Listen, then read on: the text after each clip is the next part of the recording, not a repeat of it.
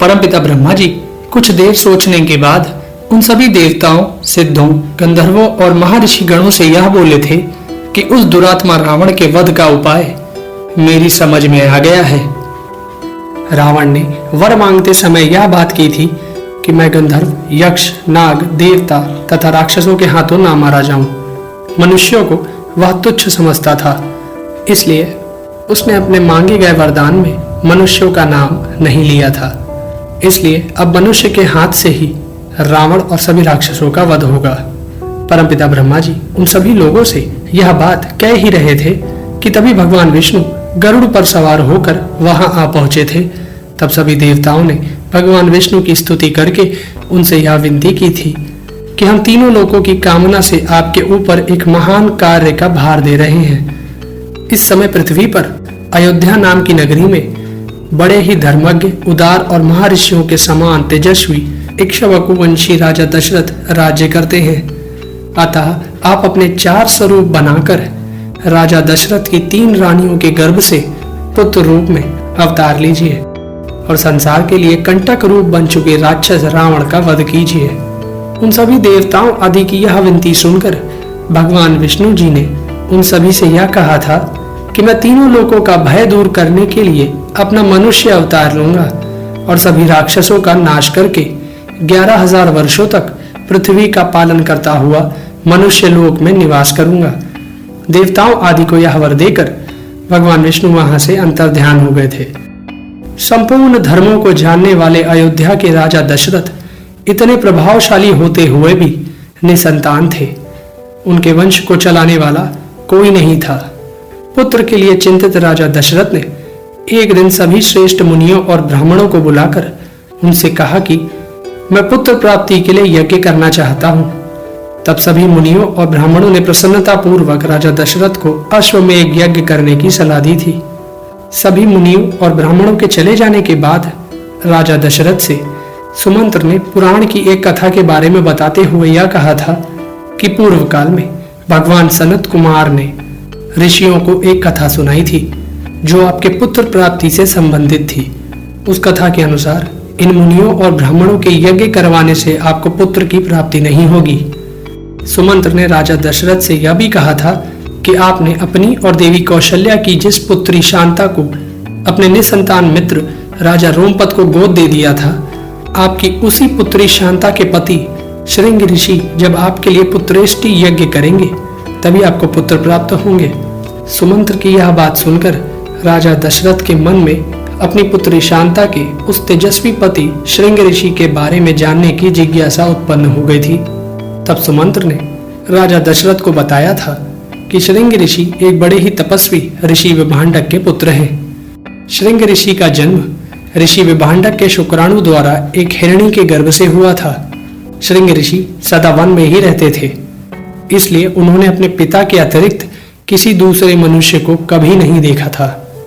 एक बार राजा रोमपद से इंद्र भक्त ब्राह्मणों का अपमान हो गया था। इस कारण देवराज इंद्र ने क्रोध में आकर उनके राज्य अंग देश में वर्षा करना बंद कर दिया था।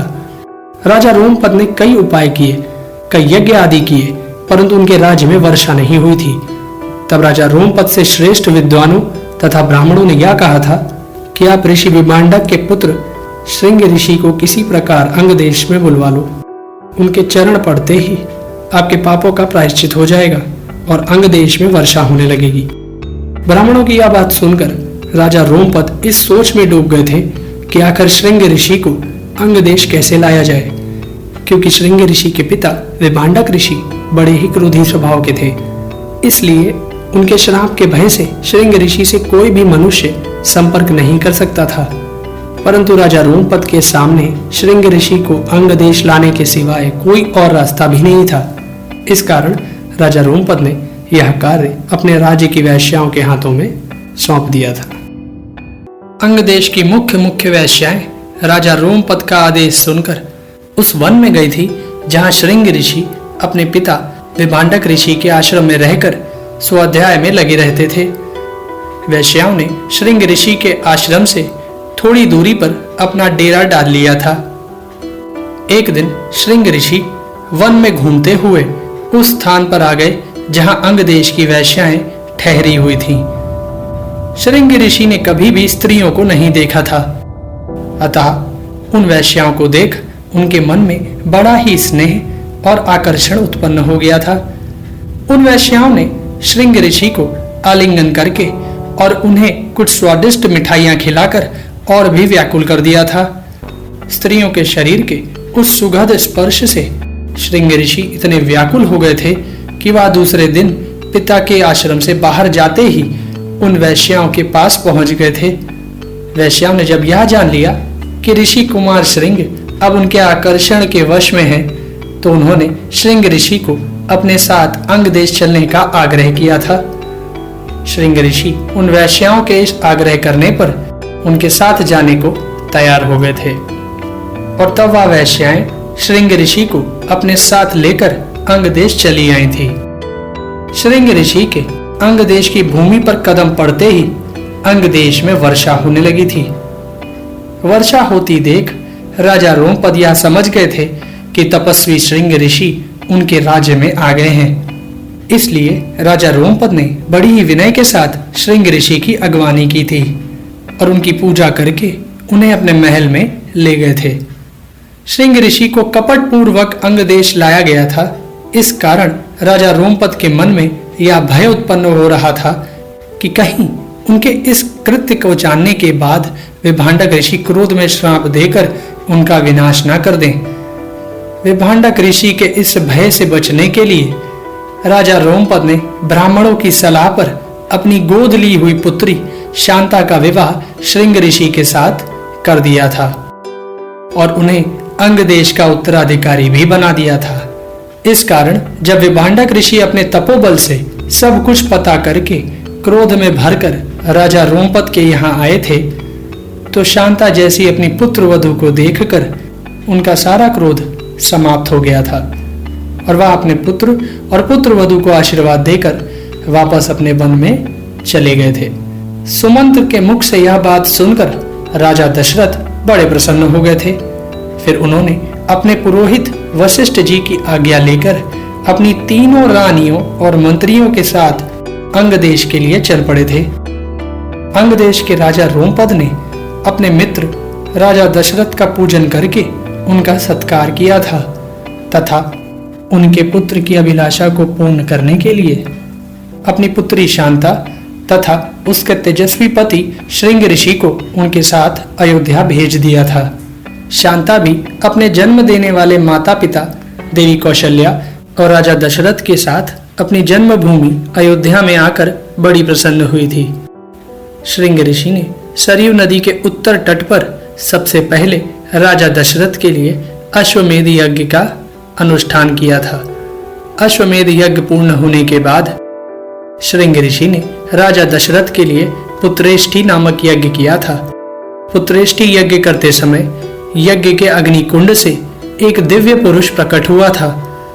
उस पुरुष के हाथ में एक सोने की परात थी जो चांदी के ढक्कन से ढकी हुई थी। उस पुरुष ने राजा दशरथ से कहा था कि नरेश्वर, मैं प्रजापति की आज्ञा से आपके लिए यह खीर लाया हूं। इस खीर को अपनी योग्य पत्नियों को खिला देना, इससे आपको कई पुत्रों की प्राप्ति होगी। राजा दशरथ ने उस दिव्य पुरुष द्वारा दी हुई खीर का एक एक भाग अपनी पत्नियों कौशल्या और कैकेयी को तथा 2 भाग सुमित्रा को खिला दिया था। देवताओं द्वारा भेजी गई उस दिव्य खीर को खाकर राजा दशरथ की तीनों पत्नियों ने एक ही समय पर गर्भ धारण कर लिया था।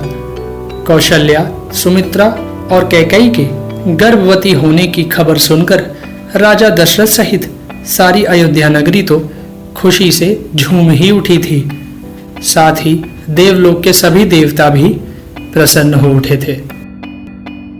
कौशल्या, सुमित्रा और कैकेयी के गर्भ धारण कर लेने पर परमपिता ब्रह्मा जी ने सभी देवताओं को बुलाकर उनसे यह कहा था कि भगवान विष्णु मानव रूप में पृथ्वी पर अपना अवतार लेने वाले हैं, इसलिए उनका साथ देने के लिए तुम सभी भी गंधर्वों, यक्षों, नागों और रीछों की प्रधान स्त्रियों के गर्भ से अपने वानर और रीछ रूपी बलवान पुत्र उत्पन्न करो। परमपिता ब्रह्मा जी का यह आदेश सभी देवताओं ने स्वीकार कर लिया था। परमपिता के इस आदेश से देवराज इंद्र ने वानर राज वाली को पुत्र रूप में उत्पन्न किया था तथा भगवान सूर्य ने वाली के भाई सुग्रीव को जन्म दिया था। इसी प्रकार बृहस्पति देव जी ने तार नामक एक महाकाय वानर को उत्पन्न किया था, जो समस्त वानर सरदारों में परम बुद्धिमान और श्रेष्ठ था। तेजस्वी वानर गंधमादन यक्षराज कुबेर का पुत्र था। भगवान विश्वकर्मा ने नल नामक एक महान वानर को जन्म दिया था। अग्नि के समान तेजस्वी वानर नील साक्षात अग्निदेव का पुत्र था। सुंदर रूप वाले अश्विनी कुमारों ने मैंद और द्विध नामक वानरों को जन्म दिया था। वरुण देव ने सुषेण नामक वानर को उत्पन्न किया था और महाबली पर्जन्य ने शरभ नामक वानर को जन्म दिया था। हनुमान नाम वाले ऐश्वर्यशाली वानर वायु देवता के औरस पुत्र थे। सभी श्रेष्ठ वानरों में सबसे अधिक बुद्धिमान और बलवान थे। इसी प्रकार भगवान राम का साथ देने के लिए सभी देवताओं ने कई हजारों वानरों की उत्पत्ति की थी। यह सभी वानर बड़े ही वीर, पराक्रमी और इच्छानुसार रूप धारण करने वाले थे। रीछ, वानर तथा लंगूर जाति के वीर शीघ्र ही उत्पन्न हो गए थे। इसके अलावा बहुत समय पहले परमपिता ब्रह्मा जी जब जम्बाही ले रहे थे, उसी समय सहसा रीछ राज जामवंत उनके मुख से प्रकट हो चुके थे। यह सभी वानर और रीछ समस्त भूमंडल के पर्वतों और वनों में फैले हुए थे, परंतु सभी मन से वानर राज वाली और सुग्रीव की सेवा में उपस्थित रहते थे। इधर अयोध्या नगरी में समय पूरा हो जाने पर राजा दशरथ की बड़ी रानी कौशल्या ने अपने गर्भ से जगदीश्वर श्री राम को जन्म दिया था। इसके बाद राजा दशरथ की छोटी रानी कैकेयी ने अपने गर्भ से सत्य पराक्रमी भरत को जन्म दिया था।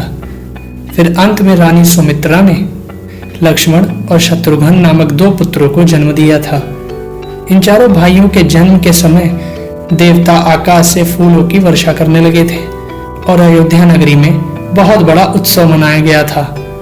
वह चारों राजकुमार राजा दशरथ के महल की शोभा बढ़ाते हुए धीरे धीरे बड़े होने लगे थे। राजा दशरथ के पुरोहित महर्षि वशिष्ठ जी ने समय समय पर उन चारों भाइयों के जात कर्म आदि सभी संस्कार करवाए थे। बाल अवस्था से ही भगवान श्री राम अपने धनुर्वेद का अभ्यास करते हुए अपने पिता की सेवा में लगे रहते थे। वहीं लक्ष्मण अपने बड़े भाई श्री राम के प्रति बहुत अधिक अनुराग रखते थे और सदा ही उनका प्रिय करते हुए उनकी सेवा में ही जुटे रहते थे। उसी प्रकार भरत और शत्रुघ्न एक दूसरे को अपने प्राणों से भी अधिक प्रिय मानते थे। जब चारों राजकुमारों का वेदों का स्वाध्याय तथा धनुर्वेद का अभ्यास पूर्ण हो चुका था, तब राजा दशरथ अपनी रानियों, मंत्रियों तथा पुरोहित महर्षि वशिष्ठ जी के साथ बैठकर चारों राजकुमारों के विवाह के विषय में विचार करने लगे थे कि तभी महातेजस्वी महर्षि विश्वामित्र जी राजा दशरथ के पास उनसे मिलने के लिए चले आए थे। महर्षि विश्वामित्र को देख राजा दशरथ ने उनकी अगवानी करके उनका बड़ा सत्कार किया था और उन्हें ऊंचे आसन पर बिठाकर उनके आने का प्रयोजन पूछा था तथा उनके प्रयोजन को पूर्ण करने का वचन भी दे दिया था। राजा दशरथ के इस प्रकार वचन दे देने पर महर्षि विश्वामित्र ने राजा दशरथ से यह कहा था कि मैं सिद्धि के लिए एक यज्ञ का अनुष्ठान कर रहा हूँ। मेरे उस यज्ञ में 2 बलवान राक्षस मारीच और सुबाहु पुलस्त्य कुल में जन्मे महर्षि विश्रवा पुत्र रावण के कहने पर विघ्न डाल रहे हैं। मैं नियम के अनुसार यज्ञ करते समय क्रोध करके उन्हें श्राप नहीं दे सकता हूँ, इसलिए मैं उनके वध के लिए आपके पुत्र श्री राम को लेने के लिए आया हूँ। महर्षि विश्वामित्र की यह इच्छा जानकर राजा दशरथ अपने प्रिय पुत्र श्री राम के वियोग की आशंका से दुखी होकर अपने सिंहासन पर ही बेहोश हो गए थे। होश में आने के बाद राजा दशरथ ने महर्षि विश्वामित्र से विनती करते हुए यह कहा था कि मेरी अवस्था 60,000 वर्ष की है। इस अवस्था में बड़ी कठिनाई से मुझे पुत्र की प्राप्ति हुई है और फिर मेरा पुत्र राम तो अभी 16 वर्ष का भी नहीं हुआ है। मैं राम में छल कपट से युद्ध करने वाले राक्षसों से युद्ध करने की योग्यता नहीं देखता हूँ। मारीच और सुबाहु दैत्य सुंद और उपसुंद के पुत्र हैं और वे दोनों ही युद्ध में यमराज के समान हैं। इसलिए अपने पुत्र राम के स्थान पर मैं स्वयं अपनी सेना के साथ चलकर उनसे युद्ध करूंगा, परंतु अपने पुत्र राम को नहीं जाने दूंगा। राजा दशरथ के मुख से यह बात सुनकर महर्षि विश्वामित्र क्रोधित होते हुए बोले कि राजन, तुम वचन देने के बाद अपने वचन से फिर रहे हो। यह बर्ताव तो रघुवंशियों के कुल के विनाश का सूचक है। यदि तुम्हें यही उचित प्रतीत होता है तो मैं जैसा आया था वैसा ही लौट जाता हूँ। महर्षि विश्वामित्र के इस प्रकार क्रोधित होने से सारी पृथ्वी कांप उठी थी और देवता भी भयभीत हो उठे थे। यह देखकर महर्षि वशिष्ठ जी ने राजा दशरथ को समझाते हुए यह कहा था कि आपको अपने वचन से फिरकर अपने धर्म का परित्याग नहीं करना चाहिए। अतः आप श्री राम को विश्वामित्र जी के साथ भेज दीजिए। श्री राम अस्त्र विद्या जानते हो या ना जानते हो, महर्षि विश्वामित्र के साथ होते हुए रावण जैसे राक्षस भी श्री राम का कुछ नहीं बिगाड़ सकेंगे, क्योंकि तीनों लोकों में जो भी नाना प्रकार के अस्त्र शस्त्र हैं उन सभी को महर्षि विश्वामित्र जी जानते हैं। इतना कहने के बाद महर्षि वशिष्ठ जी ने अस्त्रों और शस्त्रों की उत्पत्ति के बारे में बताते हुए यह कहा था कि प्रजापति दक्ष की 2 पुत्रियों जया और सुप्रभा का विवाह प्रजापति कृशाश्व के साथ हुआ था। कृशाश्व की पत्नी जया ने वर पाकर 50 शक्तिशाली और रूप रहित पुत्रों को प्राप्त किया था। जया के सब पुत्र असुरों की सेनाओं का वध करने के लिए प्रकट हुए थे। इसी प्रकार कृशाश्व की दूसरी पत्नी सुप्रभा ने भी संहार नामक 50 पुत्रों को जन्म दिया था। जब विश्वामित्र जी एक राजा होकर राज्य शासन किया करते थे, उस समय प्रजापति कृशाश्व ने अपने सभी पुत्रों को इन्हें समर्पित कर दिया था तथा जो अस्त्र अब तक उपलब्ध नहीं है, विश्वामित्र जी उन्हें भी उत्पन्न करने की शक्ति रखते हैं। वशिष्ठ जी ने राजा दशरथ से यह भी कहा था कि महर्षि विश्वामित्र जी स्वयं भी उन राक्षसों का संहार करने में समर्थ है, परंतु वह आपके पुत्र श्री राम का कल्याण करना चाहते हैं। विश्वामित्र जी से भूत और भविष्य की कोई भी बात छिपी नहीं है, अतः इनके साथ आप श्री राम को भेजने में किसी भी प्रकार का संदेह ना करें। महर्षि वशिष्ठ जी के ऐसा कहने पर राजा दशरथ के मन का भय समाप्त हो गया था और वह महर्षि विश्वामित्र के साथ अपने पुत्र श्री राम को भेजने के लिए तैयार हो गए थे। परंतु जब श्री राम को विश्वामित्र जी के साथ भेजा जाने लगा, तब सदा श्री राम की सेवा में रहने वाले उनके छोटे भाई लक्ष्मण भी उनके साथ चल पड़े थे। इस प्रकार महर्षि विश्वामित्र जी के पीछे पीछे श्री राम और लक्ष्मण दोनों भाई असुरों का वध करने के लिए चल पड़े थे। विश्वामित्र जी चलते हुए जब सरयू नदी के तट पर पहुंचे तो उन्होंने श्री राम और लक्ष्मण को सरयू के जल से आचमन करवाया था और उन दोनों भाइयों को बला और अतिबला नाम से प्रसिद्ध मंत्र सिखाया था और उन्होंने यह बताया था कि इस मंत्र के प्रभाव से तुम्हें कभी भी थकावट का अनुभव नहीं होगा, कभी ज्वर आदि रोग नहीं होगा, कभी भूख प्यास का कष्ट नहीं होगा। सोते समय कोई भी राक्षस इस मंत्र के प्रभाव से तुम पर आक्रमण नहीं कर सकेगा। इस बला अतिबला का अभ्यास करने से तीनों लोकों में तुम्हारे समान कोई नहीं रह जाएगा। ज्ञान और बुद्धि संबंधी किसी भी प्रश्न का उत्तर देने में कोई तुम्हारी बराबरी नहीं कर पाएगा, क्योंकि ये बला और अतिबला नामक विद्याएं परमपिता ब्रह्मा जी की तेजस्विनी पुत्रियां हैं और सब प्रकार के ज्ञान की जननी है। इसके बाद रात्रि हो जाने के कारण महर्षि विश्वामित्र सहित श्री राम और लक्ष्मण वहीं सरयू के तट पर तिनकों और पत्तों की शैया बनाकर उस पर सुखपूर्वक सो गए थे।